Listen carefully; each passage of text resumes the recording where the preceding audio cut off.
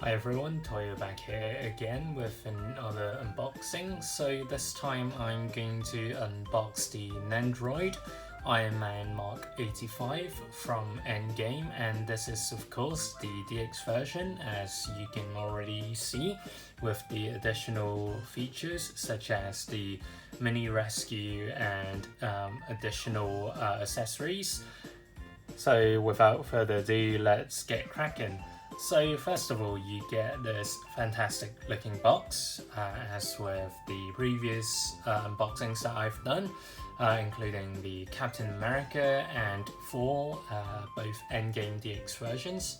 And on the side here, you can see the different gestures that you can pull off. And on the back, of course, you get the very iconic scene at the end where Tony Stark would essentially snap Thanos and his army off. And on the other side, you can see more poses that you can do. And let's look at the top.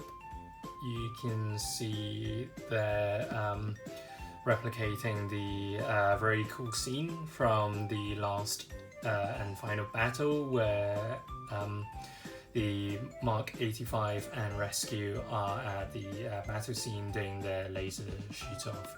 So let's get opening. So here we are after removing the box, and here is the content. And from the first look, it seems a bit empty, to be honest, in comparison to some of the previous entries that I have bought. And here we are. After removing the top layer of the plastic, you can see more clearly in terms of what's in the box. Of course, you get Tony Stark's snapping finger. Let's pull that out.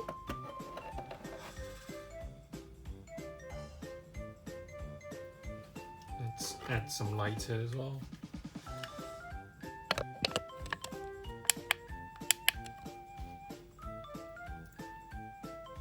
And there we go. So it does actually look really accurate, and it's a pretty good sculpt in terms of the given size. It's absolutely tiny. And yeah, let's move on to the other parts. And it's relatively light in terms of weight, probably because the head is missing. Yes, of course, they don't give you two heads in this entry. And in terms of the articulations, it's your very general Nendroid movements you can do on the figure. For example, on the arm, twisting it on the side and also on the elbow joint. And for the leg, you get the usual ankle movement, as well as here. Alright. And on the back, it does give you these two holes, so you can plug that piece of accessory here at the back. Let's see. So I'll probably go in like this, I think. Oh, it's the other way.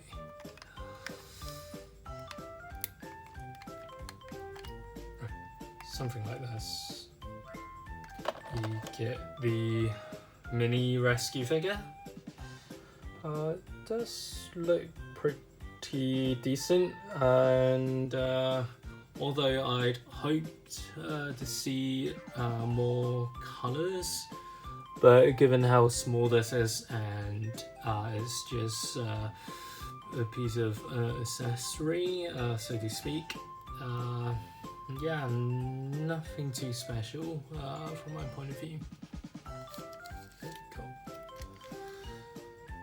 It does look very much like him, and although I would have liked the one where he's all bashed up and he's got this bruise, like in the Hot Toys Battle Damage Mark 85 version. But yeah, it's a pretty good sculpt. It looks like Tony Stark slash Robert Downey Jr. And the hair's pretty accurate as well. And on this one, I didn't get the super wide crack as with the Thor I've had. Yep. And you also get 4 of the boosters, 2 for the hand and 2 for the legs. And just to give you guys a close up as such. I'm not sure whether this can be separated. Probably not. I would not break it at this time, but yeah, it does its job. It's kind of lazy in my point of view because with the previous Mark 85, it did have a lot, and not just a lot, but tons and tons and tons of different features and accessories you can play around with.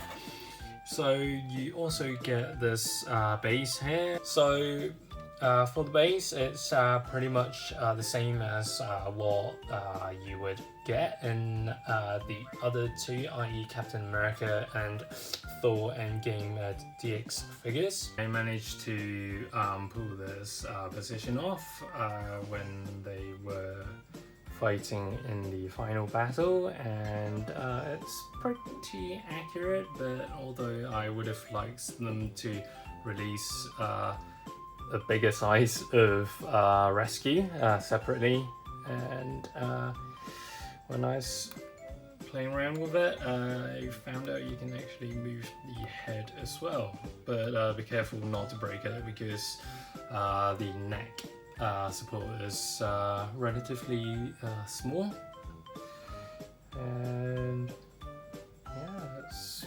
pretty good. In terms of the sculpt, I am happy with it.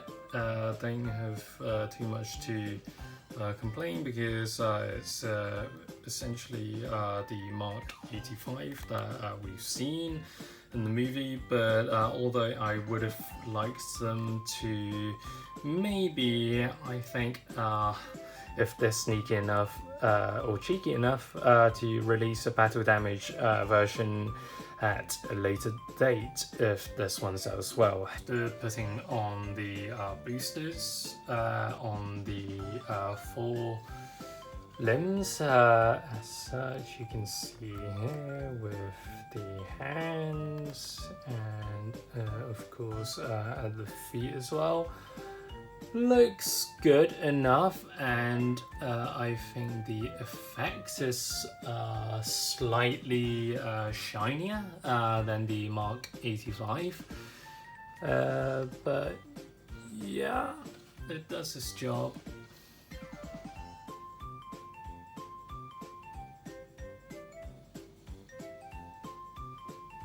When I got out my Mark 50, it turns out that the color is a lot more accurate to the film or the Ironman suits as a whole in general, because you get this more vibrant red for the Mark 85, as you can see here, while the gold seems to be similar or even the same, as you can see from the top. Let me pull that back. And making sure I don't mix up the 2. Okay. So on the left, you got the Mark 50, and on the right, you got the Mark 85. The gold seems more natural in the Mark 85, whereas you get a more cartoonish gold for the Mark 50, and the finishing seems to be a bit better for the Mark 85. For example, you don't get these rough edges, as you can see on the top here, and as well as this lump of paint or crimson burgundy red here on the Mark 50, whereas the Mark 85 again, it's a lot more brighter, more lively, more vibrant. Oops. Okay, so there we go, and let's compare the head sculpts. The first thing that I see is a more quality finish for the Mark 85 Tony Stark's head sculpt. You don't get this reflection here on the eye, but it does seem a lot more natural. Beard seems a bit different as well, as you can see here. It's cleaner. He's shaven probably. And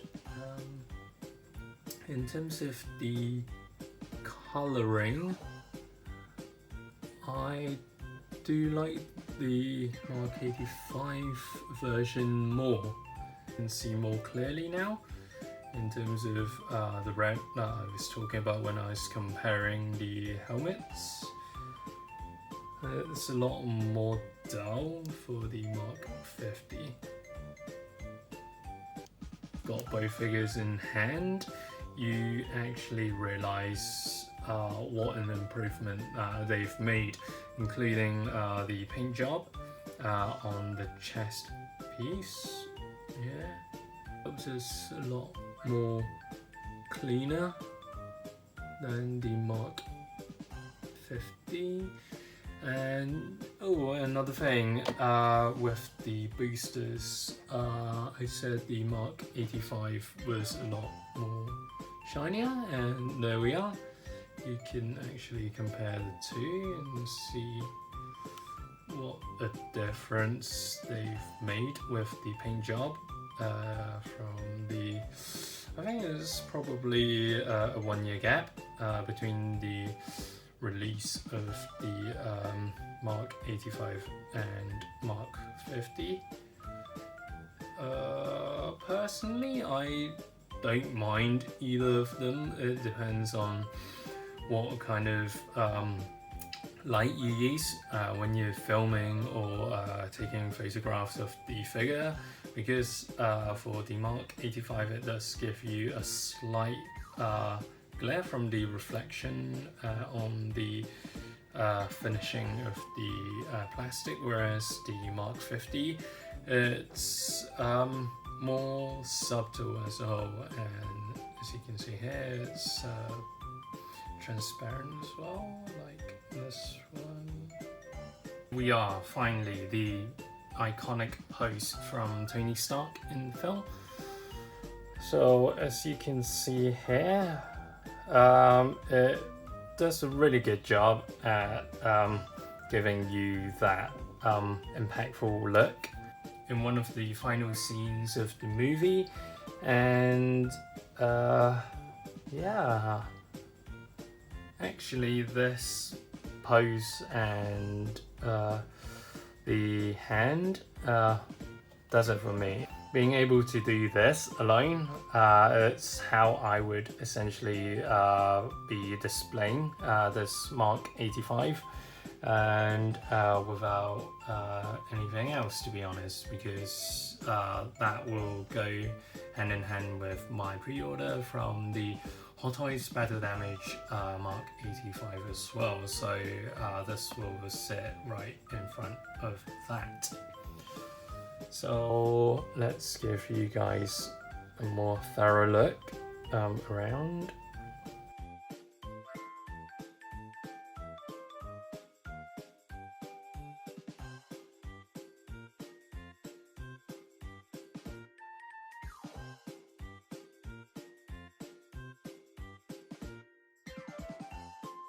I hope you guys like this video. Please like and subscribe, or even share and comment below what you would like to see me unbox in the future.